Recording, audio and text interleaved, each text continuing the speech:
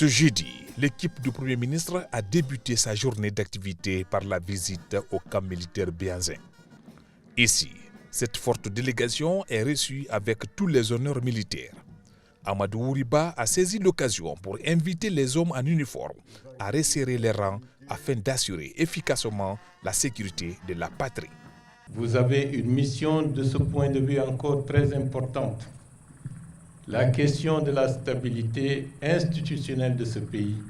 Comme le président de la République l'a dit, l'année 2025 est une année électorale. Électorale, le référendum constitutionnel, les élections présidentielles, législatives, communales et régionales pour restaurer l'ordre constitutionnel. L'ordre constitutionnel, c'est une propriété de tous les Guinéens. Ce n'est pas une partie de la Guinée contre l'autre partie de la Guinée. Ce n'est pas arracher à des éléments des forces de défense et de sécurité leurs attributs dans le cadre d'une période de transition. Mais tout au contraire, la future réalisation du retour à l'ordre constitutionnel, c'est de faire en sorte que civils, militaires et même ceux qui aiment la Guinée et qui ne sont pas guinéens trouvent un pays stabilisé, un pays réconcilié, un pays institutionnellement solide, parce que c'est à partir de là que nous pourrons créer les conditions les plus idoines pour le développement économique de ce pays, pour la lutte contre la pauvreté. Du camp, Amadou Ouriba s'est rendu à l'université de Zérékoué pour inaugurer un bâtiment R+1 devant servir d'amphithéâtre de 400 places.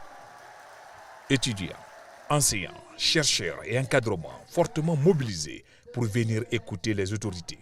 Occasion pour le ministre de l'Enseignement supérieur, de la Recherche scientifique et de l'innovation de rappeler les initiatives apportées par le président de la République, le général d'armée Mamadi Doumbouya.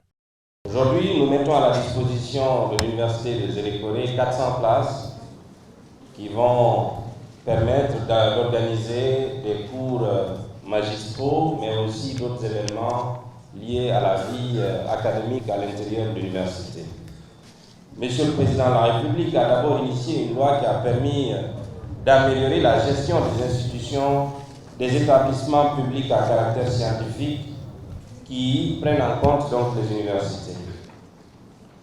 Une amélioration de la gouvernance avec la possibilité de mettre en place des conseils d'administration gérés par de tierces personnes qui ne sont pas forcément de l'administration publique et qui vont participer à une amélioration de l'autonomisation des EPS.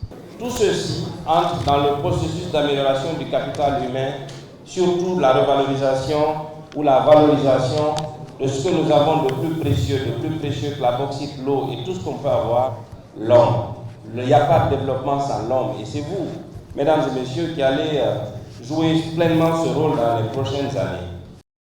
Toujours dans les locaux de l'université, une action forte contre les mutilations génitales féminines en Guinée est organisée par la ministre de la Promotion féminine, de l'enfance et des personnes vulnérables. Placé cette année sous le thème « Accélérer le rythme, renforcer les alliances et créer des mouvements pour mettre fin au MGF », la célébration du 6 février marque la volonté de la communauté internationale à travers le comité interafricain de mettre un terme à une pratique immonde qui affecte l'intégrité physique et morale de nombreuses victimes.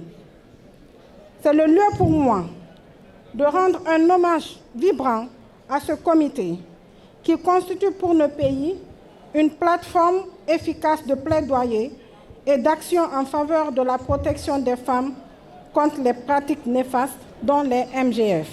Il y a des avancées encourageantes, mais les efforts doivent être intensifiés, portés à échelle pour éviter de telles souffrances aux filles d'aujourd'hui et celles à venir. En effet, la prévalence de l'excision chez les filles de 0 à 14 ans a sensiblement diminué, passant de 46% en 2012 à 39% en 2018.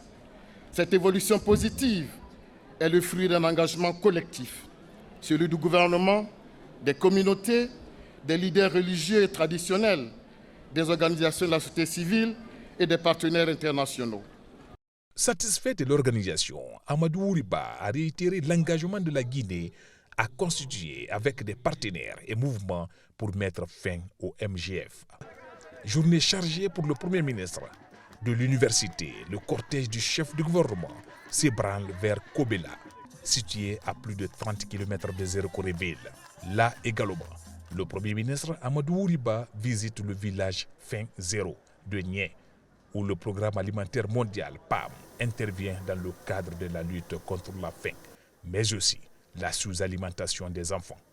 Avec le système sud-coréen, si on faisait 1 hectare sous le contrôle de monsieur le ministre de l'Agriculture, c'était peut-être 1 tonne. Mais avec le modèle, 1 hectare peut donner plus de 6 tonnes. C'est ce 6 tonnes-là qui est transformé, mais aussi qui est distribué au niveau local, mais aussi par rapport aux écoles qui sont à Nié, mais aussi les écoles environnantes. Mais monsieur le Premier ministre, c'est aussi le lieu de remercier, aussi de féliciter nos partenaires, le PAM, le Programme alimentaire mondial. Vous m'avez instruit pour aller à Rome, pour vraiment signer le programme triennal entre la République de Guinée et le PAM, qui est 2024-2029. C'est un programme stratégique, un programme pays entre le PAM et la République de Guinée. La contribution du PAM dans le secteur de l'éducation en Guinée de 2018 à 2023 est la suivante.